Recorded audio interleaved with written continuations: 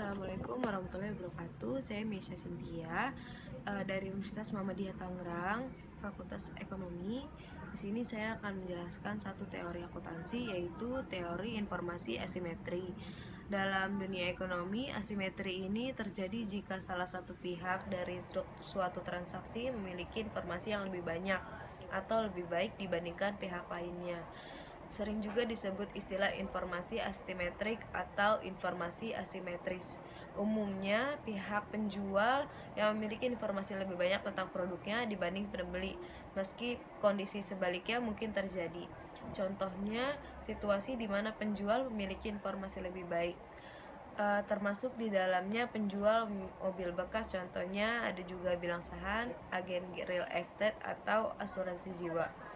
Teori asimetri informasi ini adalah merupakan kondisi di mana adanya ketidakseimbangan perolehan informasi antara pihak manajemen sebagai penyedia informasi dengan pihak pemegang saham dan stakeholder pada umumnya sebagai pengguna informasi. Teori asimetri ini mengatakan bahwa pihak-pihak yang berkaitan dengan perusahaan tidak mempunyai informasi yang sama mengenai aspek dan resiko perusahaan. Pihak tertentu mempunyai informasi yang lebih baik dibandingkan dengan pihak lainnya. Manajer biasanya mempunyai informasi yang lebih baik dibandingkan pihak luar atau investor. Karena itu biasanya dikatakan terjadi asimetri informasi antara manajemen dengan investor. Investor juga merasa mempunyai informasi yang lebih sedikit, akan berusaha untuk menginvestasikan perilaku manajer. Dengan kata lain, perilaku manajer termasuk dalam perilaku penentuan struktur modal. Informasi yang lebih banyak dimiliki oleh manajer dapat memicu untuk melakukannya tindakan-tindakan yang sesuai dengan kegiatan dan kepentingan untuk memaksimumkan utility bagi dirinya. Sedangkan bagi pemilik modal, dalam hal ini investor, akan sulit secara karena hanya memiliki sedikit informasi yang ada. Manajer sebagai pengelola perusahaan lebih banyak mengetahui informasi internal dan prospek perusahaan di masa yang akan datang dibandingkan dengan pemilik atau pemegang saham.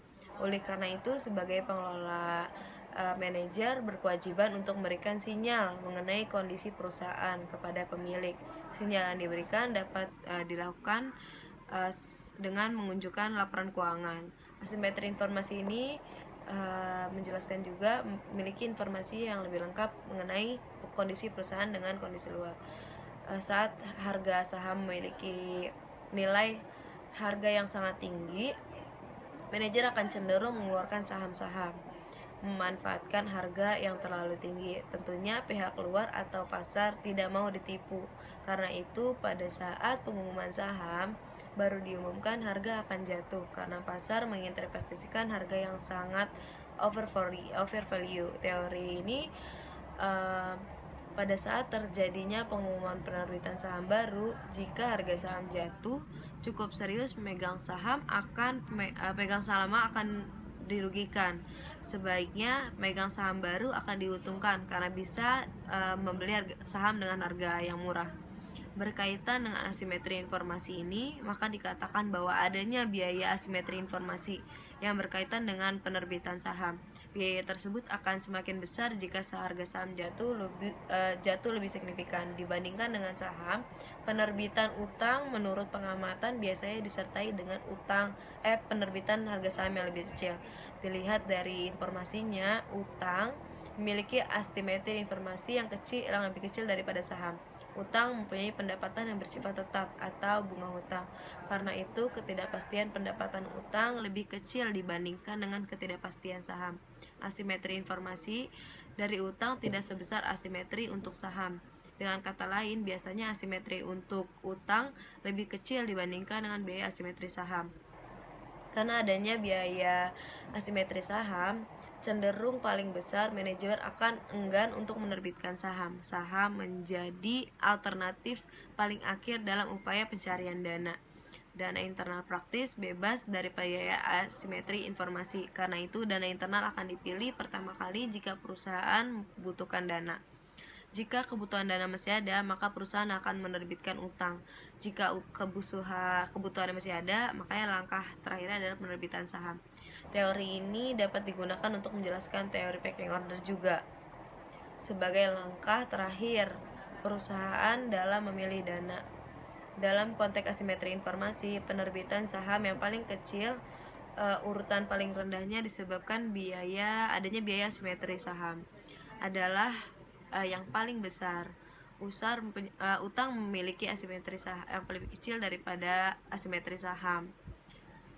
Oleh karena itu, dana internal mempunyai dana asimetri yang paling kecil. Karenanya urutan efisiensi berdasarkan asimetri adalah dana internal, utang, lalu yang terakhir ada penerbitan saham.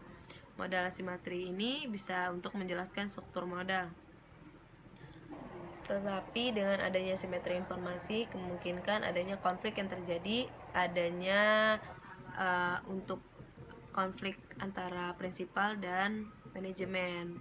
Menurut Einstein 1989 mengumumkan 3 asumsi sifat dasar manusia, yaitu manusia pada umumnya mementingkan diri sendiri, yang kedua memiliki daya pikir terbatas mengenai persepsi masa mendatang, yang ketiga manusia menghindari resiko. Jadi asimetri informasi ini yang kesimpulannya adalah adanya ketidakseimbangan antara informasi antara satu pihak dan pihak lain. Terima kasih. Assalamualaikum warahmatullahi wabarakatuh.